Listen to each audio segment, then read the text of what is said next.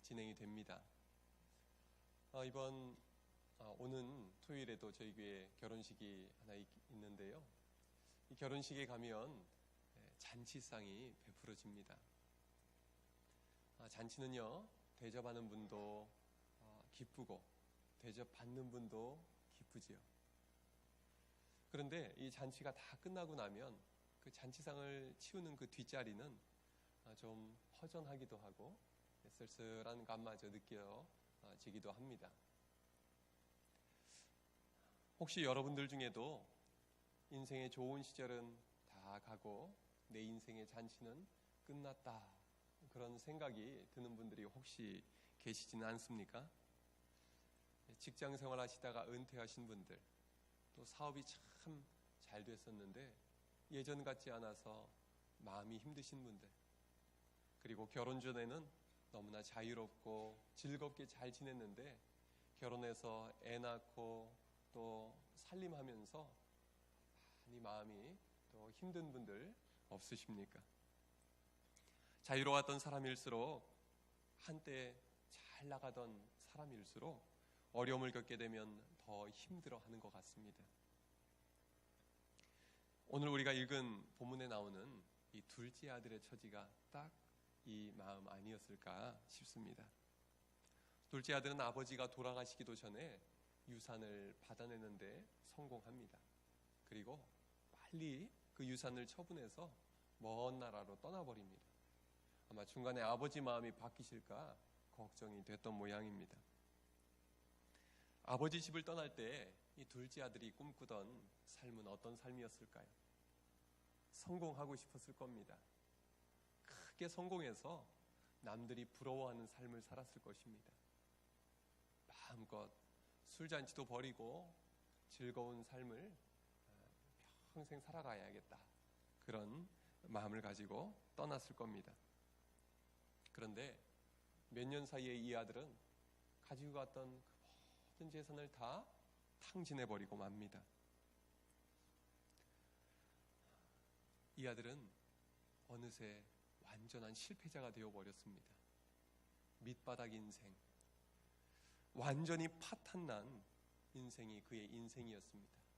그의 삶에는 더 이상 잔치는 없을 것 같았습니다. 둘째 아들은 가진 것을 다 잃어버렸습니다. 그래서 어떻게든 먹고는 살아야 하니까 돼지 치는 일을 하면서 목숨이라도 부지하고 싶었습니다. 그런데요, 이 주인은 돼지가 먹는 열매마저도 먹지 못하게 했습니다. 이건 종의 신세는커녕 돼지만도 못한 생활이었습니다.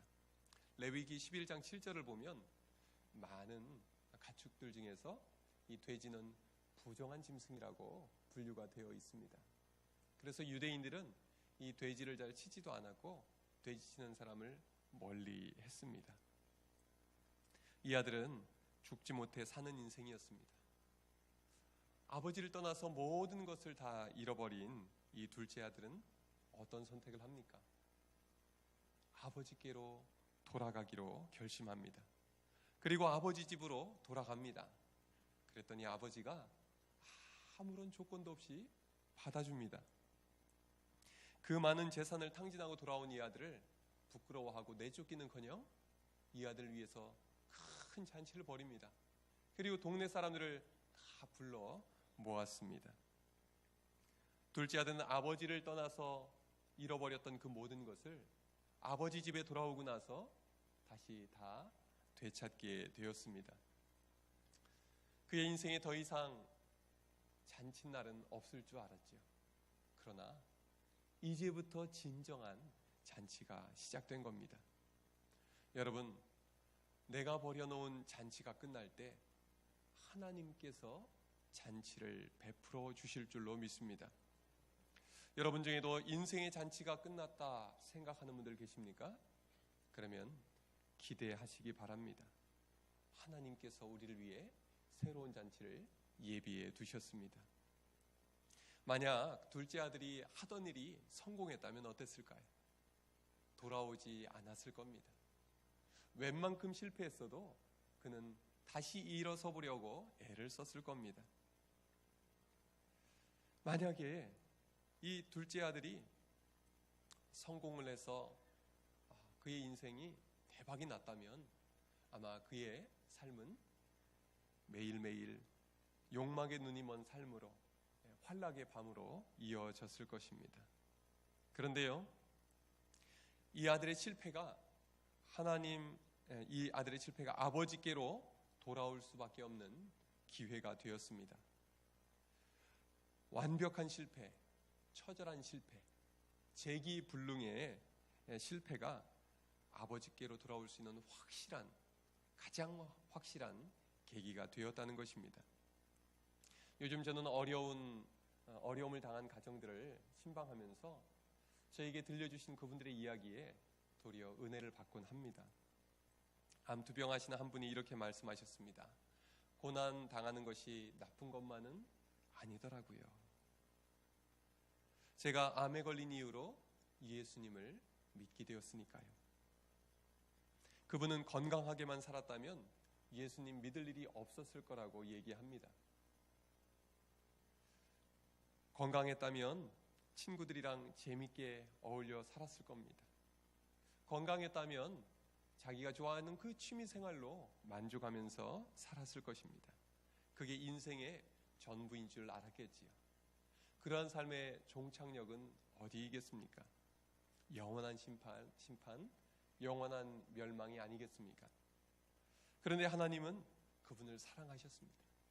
그래서 그분이 암이 발병할 무렵 우리 여수 덕충교회로 불러주셨습니다. 그리고 그 험한 투병 과정을 믿음으로 잘 이겨내게 되었습니다. 그분은 요즘 정말 행복하게 살고 계십니다. 시편 119편 71절에 고난당한 것이 내게 유익이라 하는 말씀이 있습니다. 이분에게는 고난이 도리어 유익이 되었습니다. 그 고난 때문에 예수 믿고 구원받게 되었으니까요. 그분은 이제는 영원한 생명, 영원한 기쁨을 얻고 누리게 되었던 것입니다. 여러분, 하나님께서 우리에게 주시는 첫 번째 말씀을 꼭 붙드시기 바랍니다. 나의 잔치가 끝나야 하나님의 잔치가 시작된다. 여러분 한번 따라 해보시겠습니까? 나의 잔치가 끝나야 하나님의 잔치가 시작된다. 여러분 인생에 고난이 찾아왔습니까? 여러분 삶에 잔치가 끝났다 생각하신다면 기대하십시오.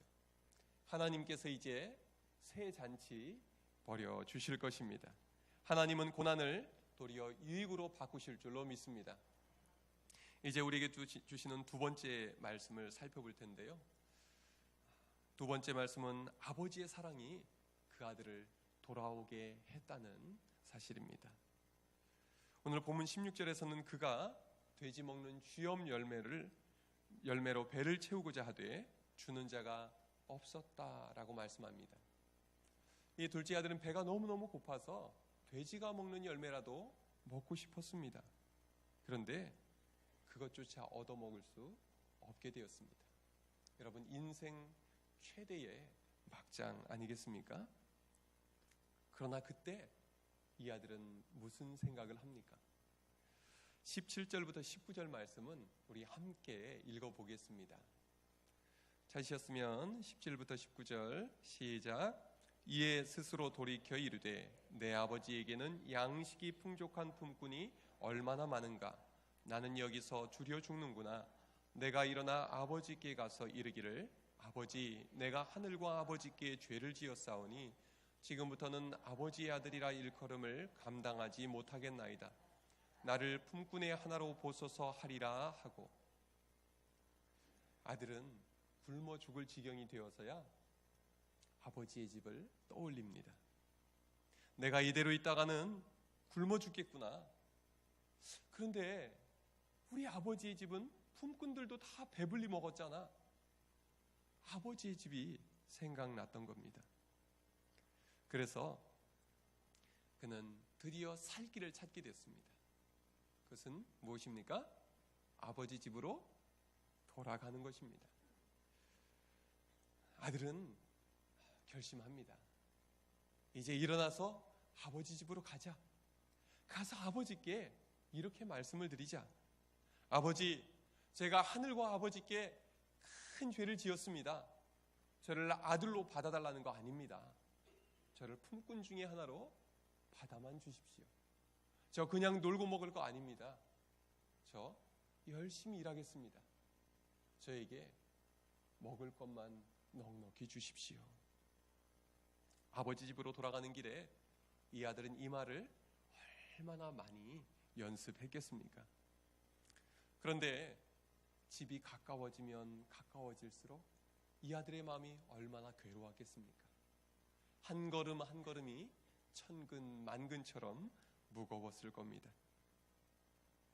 이 아들이 아버지 집으로 돌아간다는 것은 보통 용기로는 가능하지 않은 일이었습니다. 그 당시에 아들이 아버지가 돌아가시기 전에 유산을 물려받을 수는 있었습니다. 그러나 그 유산을 처분하는 건 아버지가 돌아가셔야지만 가능한 일이었습니다. 그리고 유산을 물려받으면 아버지께서 돌아가실 때까지는 아버지를 철저히 잘 봉양하는 것이 그 당시의 관례였습니다. 그런데요, 이 탕자는 아버지가 살아계신데 유산을 다 처분해서 먼 나라로 떠나버렸습니다. 이것은 아버지가 죽은 것으로 간주하는 폐륜적인 행위였습니다. 게다가 둘째 아들은 그 많은 유산을 다 날려버리지 않습니까? 그러니 무슨 면목으로 아버지 집에 돌아갈 수가 있었겠습니까? 지난 추석 명절에 고향을 찾지 않은 청년들이 꽤 많았다고 합니다. 왜 그런가 이유를 물어봤더니 가장 큰 이유가 친척들 말이 듣기 싫어서였답니다. 무슨 말이 듣기 싫었는가 알아보니까 취직은 했냐? 언제 할 거냐? 결혼은 언제 할 거냐? 이런 이야기가 그렇게 듣기 싫었답니다. 여러분, 명절이나 평소에 이런 질문은 하지 마시기 바랍니다. 자, 그런데요, 이런 말이 스트레스가 돼서 고향을 가고 싶어도 가지 못하는 청년들이 있었다고 하는데, 아버지 집으로 돌아가는 이 아들의 그 마음은 이것과는 비교할 수 없는 엄청난 부담이 있었다는 겁니다. 이렇다 보니까 고향이 가까워질수록 이 아들의 마음이 갈등이 되지 않았겠습니까? 도저히 못 돌아가겠다. 다시 발걸음을 되돌려버릴까? 그는 도망가고 싶은 마음이었을 겁니다. 무슨 낯으로 아버지를 보며 동네 사람들을 볼 수 있을까? 동네 사람들의 그 따스한 눈길이며 그 나를 향한 비난을 내가 이겨낼 수 있을까? 아마 고민이 되었을 겁니다. 아마 사람들은 그를 보고 천하의 폐류나 인생의 낙오자, 돌아오지 말아야 할 인간 말종, 가문의 수치, 별별 비난을 다 쏟아냈을 겁니다. 도저히 마을에 돌아갈 수 없는 상황인 것이죠. 그런데 이 아들은 아버지 집에 돌아갑니다. 이 아들은 어떻게 그런 용기를 낼 수가 있었을까요? 그 답은 아버지께 있습니다. 아버지의 사랑에 그 답이 있는 것입니다. 12절에서 둘째가 아버지에게 아버지, 재산 중에서 내게 돌아올 분깃을 주십시오. 이렇게 이야기했을 때 아버지는 어떻게 합니까? 아무 말 없이 아들들에게 재산을 나눠줍니다. 아까워하거나 조건을 붙이지도 않습니다. 그 아들이 재산을 팔아서 먼 나라로 갈 때에도 이 아들에게 뭐라 말을 하지 않습니다. 이 아들이 꼭 성공해서 돌아올 줄로 믿어서 그랬을까요? 그랬던 것 같지는 않습니다. 이 아들이 상거지가 되어서 돌아올 때 멀리 누군지 구분도 안 되는데 아버지는 그 아들이 자기 아들인 줄 알고 달려나갔습니다. 이 아버지는 그 아들이 유산을 지키기가 어렵다는 것을 알면서도 그 유산을 내어주었던 것 같습니다. 이 아들은 아마 재산을 다 날리고서 그런 의문이 들었을 것 같습니다. 내가 이거 간직하지 못할 줄 아시면서 아버지는 왜 이 모든 재산을 내어주셨을까? 나중에서야 이 아들은 깨달았던 것 같습니다. 아들아, 나는 이 모든 재산보다도 네가 소중하단다.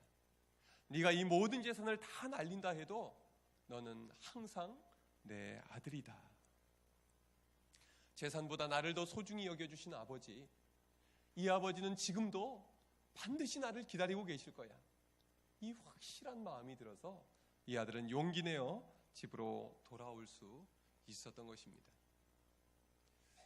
역시나 이 아들이 돌아왔을 때 아버지가 먼저 알아보고 달려옵니다. 아버지는요, 아무런 조건을 붙이지 않습니다. 떠나갈 때와 마찬가지로 말없이 받아주셨습니다. 동네 사람들이 다 나와서 수군거리며 지켜봤겠지요. 그러나 아버지는 아랑곳하지 않습니다. 그리고 도리어 이렇게 말합니다. 제일 좋은 옷을 가져다가 이 아들에게 입혀라. 그리고 내 가락지를 끼우고 신발을 신겨라. 살진 송아지를, 제일 좋은 송아지를 골라서 잡아 잔치상을 차려라. 우리가 먹고 즐기자. 이 내 아들은 죽었다가 다시 살아난 아들이다. 이 아들은 내가 잃었다가 다시 얻은 아들이다. 온 동네 사람들을 다 초대해서 잔치를 벌였는데요, 결국은 마을 사람들이 모두 함께 기뻐했다고 기록이 되어 있습니다. 여러분, 이 이야기는 누구의 이야기입니까? 우리 이야기 아니겠습니까? 하나님은요, 우리를 아무런 조건 없이 받아주셨습니다. 우리는 하나님을 모르고 살다가 영원히 멸망받을 인생이었습니다. 영적인 폐류나 사단의 종노릇하던 우리들 아니었습니까?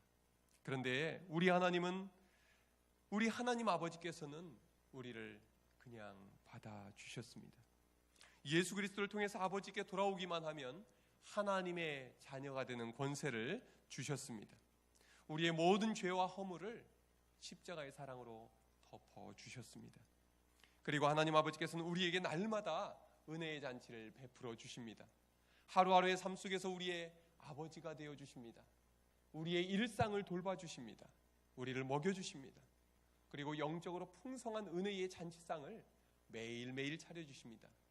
우리 주일 낮 예배에 나와 은혜 받게 하시고, 주일 오후 예배에, 그리고 수요 예배, 새벽 기도에 항상 하나님은 은혜의 잔치상을 차려놓으시고 우리를 불러 먹이시는 하나님이신 줄로 믿으시기 바랍니다. 악랄한 노예 상인이었던 존 뉴턴이라는 사람을 아십니까? 이 사람은요, 정말 용서받을 수 없는 엄청난 죄를 저지르면서 살았던 사람입니다. 그런데요, 하나님은 그를 아무런 조건 없이 불러주시고 받아주시고 예수 그리스도의 사랑으로 구원해 주셨습니다. 그는 이 구원받은 은혜에 감사해서, 감격해서 이런 노래를 지어 불렀습니다. 아는 분은 같이 부르셔도 좋을 것 같은데요. 나 같은 죄인 살리신 주은혜 놀라와 잃었던 생명 찾았고 광명히 얻었네. 아멘. 무엇이 이 탕자를 돌아오게 만들었습니까? 바로 아버지의 변함없는 사랑입니다. 떠날 때에도 다 내어주신 아버지, 돌아올 때도 아무 조건 없이 받아주신 아버지, 게다가 큰 잔치상을 차려주시고 모든 동네 사람들을 불러 모아주신 아버지. 이 아버지의 사랑이 우리 기독교 신앙의 정수입니다. 이것이 우리를 구원했고 이 사랑이 우리를 살렸습니다. 탕자를 돌아오게 만든 이 아버지의 사랑은 우리를 또한 돌아오게 만든 줄로 믿습니다. 요즘 신방하면서 제가 우리 교우들의 이야기에 더 은혜 받는다고 말씀드렸죠. 제가 다른 한 분을 신방했는데 그분은 자기가 살아온 삶을 간단히 이렇게 말씀을 해주셨습니다. 자기는 남부럽지 않은 삶을 살고 있었다고 합니다. 아니, 다른 사람들이 부러워하는 그런 삶을 살고 있었다는 겁니다. 그런 중에도 하나님께서는 자기에게 친히 음성을 들려주면서 돌아오라고 불러주셨다는 겁니다. 그런데요, 아무런 아쉬울 것이 없던 그때는 그 말이 들리지가 않더랍니다. 이게 무슨 이상한 소린가 싶어서 그 음성을 무시했다는 겁니다. 그러다가 그 가정에 어려움이 닥쳐왔습니다. 절박한 상황이었습니다. 하나님 없이는 지낼 수 없는 그런 상황이 되었습니다. 그런데요, 그때 하나님은 다시 음성을 들려주면서 돌아오라 말씀하셨습니다. 그래서 자신은 하나님 앞에 돌아올 수 있었노라고 고백을 하는 것입니다. 고난 가운데에서 하나님은 다시 불러주셨고 또 은혜 주시고 이겨낼 힘을 주셨다는 것입니다. 지금은 그 음성에 순종해서 교회에 나와서 예배하고 기도하고 말씀드리며 사는 이 삶이 너무너무 행복하다는 것입니다. 다시 불러주신 하나님의 그 은혜가 감사해서 한결같은 그 아버지의 사랑이 너무너무 고마워서 눈물도 많이 나온다는 거예요. 여러분, 하나님은 우리를 절대 포기하지 않으시고 불러주시는 하나님이신 줄로 믿습니다. 우리에게 두 번째 주신 말씀입니다. 아버지의 사랑이 우리를 돌아오게 만드셨습니다. 우리 한번 따라해 보겠습니다. 아버지의 사랑이 우리를 돌아오게 하셨습니다. 여러분, 하나님은 우리를 향한 사랑을 결코 거두지 않으십니다. 지난 한 주간 동안 아버지의 품을 떠나 방황하셨습니까? 이 시간 아버지의 사랑의 품에 안기시기를 바랍니다. 지난 한 주간을 사시면서 마음이 찢기고 지치고 그런 채로 이 자리에 나오셨습니까? 그렇다면 아버지께서 베풀어 주시는 은혜의 잔치상에서 마음껏 드시고 힘을 얻으시기를 바랍니다. 마지막으로 우리에게 들려주신 말씀은 아버지께서 베푸신 잔치를 누리라는 것입니다. 한번 따라해 보겠습니다. 아버지께서 베푸신 잔치를 누려라. 오늘 말씀에 보면 아버지가 베푸신 그 잔치상에서 돌아온 아들도 즐거워하고 아버지도 즐거워하고 모든 동네 사람들이 즐거워합니다.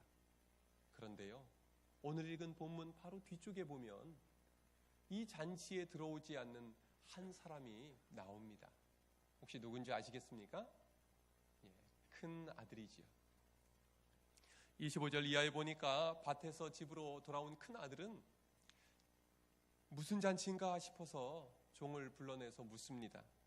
자초지종을 들은 큰아들의 반응이 28절에 나오는데요, 그가 노하여 들어가고자 하지 아니하거늘 아버지가 나와서 권한대, 이렇게 말씀하고 있습니다. 첫째 아들은요, 자기 동생이 돌아왔는데도 기뻐하기는커녕 분노를 합니다. 아버지가 이 기쁨의 잔치에 같이 들어가자고 말을 하는데도 들어가지 않습니다. 그리고 이 아들은 분노를 폭발시키면서 이렇게 말합니다. 29절에 30절 보니까요, 내가 여러 해 아버지를 섬겨 명을 어김이 없거늘 내게는 염소 새끼라도 주어 나와 내 벗으로 즐기게 하신 일이 없더니 아버지의 살림을 창녀들과 함께 삼켜버린 이 아들이 돌아오매 이를 위하여 살진 송아지를 잡으셨나이다. 아버지께 지금 쏟아붓고 있는 겁니다. 여기에 보면 내가 여러 해 아버지를 섬겨라고 이야기를 시작하고 있습니다. 여기서 아버지를 섬겨라고 했는데요, 이 헬라어로 보면 아버지라고 안 돼 있습니다. 당신으로 돼 있습니다. 내가 여러 해 당신을 섬겨, 아버지를 아버지라고 부르지 않는 겁니다. 여러분, 자식이 아버지에게 당신이 이렇게 말하면 어떻겠어요? 자식이 아버지에게 할 수 있는 최대의 모욕이죠. 둘째 아들은요, 집에 들어와서 했던 첫 마디가 아버지였습니다. 이 큰아들은요, 당신을 여러 해 섬겼다 했는데, 이 섬긴다는 말은 헬라어로 보면 종으로 섬긴다는 말입니다. 자식이 아버지를 섬긴다는 게 아니라 종이 주인을 섬길 때 쓰는 말입니다. 첫째 아들은 지금 왜 이렇게 분노하고 있는 것입니까? 자기는 아버지 밑에서 종살이하듯 살아왔는데 아버지의 명을 어기고 또 그 모든 재산을 다 날려버린 이 아들이 돌아왔을 때는 잔치까지 베풀어 주다니 자기가 견딜 수 없다는 겁니다. 돌아온 동생에게 화가 났다기보다 돌아온 동생에게 잔치를 차려준 아버지에게 화가 난 것입니다. 그동안 큰아들의 삶에는 기쁨이 없었습니다. 오직 충성만 있었습니다. 오직 복종하는 모습이 다였습니다. 그의 삶에는 잔치집의 기쁨은 없고 종살이만 있던 것이죠. 그러나 이것이 아버지가 큰아들에게 원했던 모습이겠습니까? 아닙니다. 아버지는요, 이 아들이 기뻐하며 살기를 원했어요. 날마다 잔치집 같은 그런 기쁨의 삶을 살아가기를 원했습니다. 그래서 아버지가 지금 나와서 잔치집으로 같이 들어가자고 권하고 있는 것 아니겠습니까? 여러분, 하나님은 우리를 기쁨의 잔치로 부르신 줄로 믿으시기를 바랍니다. 우리 신앙생활은 어떻습니까? 잔치집 같은 신앙생활입니까? 아니면 큰아들처럼 종살이하는 신앙생활입니까? 이 큰아들에 관한 이야기는 누구 이야기일까요? 오늘 누가복음 15장의 시작 부분 1절 2절을 보면 죄인을 가까이 하는 예수님에 대해서 바리새인과 서기관들이 못마땅하게 여깁니다. 바로 이 바리새인과 서기관들 이야기인데요, 이들은 하나님에 대해서 마치 주인에게 종살이하듯 율법을 지키는 일에만 충실했던 사람들입니다. 집을 나갔다가 돌아온 이 둘째 아들을 아무런 조건 없이 용서하시고 받아주는 이 아버지는 누구입니까? 하나님 아버지시죠. 죄 중에 방탕하게 살던 세리들과 창녀들과 죄인들을 조건 없이 용서하고 받아들여 주시는 하나님 아버지의 모습입니다. 여러분, 우리 마음은 어떻습니까? 하나님께서 사랑하시고 받아들여 주신 우리의 믿음의 형제들을 어떤 마음으로 대하고 있습니까? 하나님께서는 우리의 삶이 기쁨으로 가득 차기를 원하십니다. 우리가 서로에게 기쁨으로 대하기를 원하십니다. 예수님은요, 하나님 아버지의 마음으로 죄인들을 찾아다니셨습니다. 그리고 찾아가신 그곳에서 잔치를 열어주셨습니다. 천국 잔치를 여신 것입니다. 그것은 불편과 비난을 감수해야 하는 일이었습니다. 예수님이 하나님 아버지의 마음으로 그들에게 다가가셨기 때문에 그들은 잔치를 누릴 수 있었던 것입니다. 2000년 전에 죄인들을 찾아가신 예수님은 오늘 우리에게도 다가오셔서 구원의 이 잔치에 함께 참여하라고 초대하고 계신 것입니다. 우리가 다음 주에는 추수감사주일을 지내게 되지요. 추수감사절은 교회의 절기 중에 가장 흥겨운 잔치입니다. 그래서 추수감사절 우리가 맞이해서 오후에는 찬양대회도 하고요. 또 앞에는 곡식과 과일과 채소로 아마 꾸미게 될 겁니다. 그리고 떡도 나누게 될 것입니다. 이 모든 것은 누구를 위한 잔치일까요? 하나님 앞에서의 잔치인 동시에 우리 모두를 위한 잔치를 하나님께서 열어주신 줄로 믿습니다. 여러분, 이 모든 일에 남의 일처럼 생각하지 말고 함께 참여해 주시길 바랍니다. 우리 찬양대회에도요, 우리 기관별로 다 참여해 주시길 바랍니다.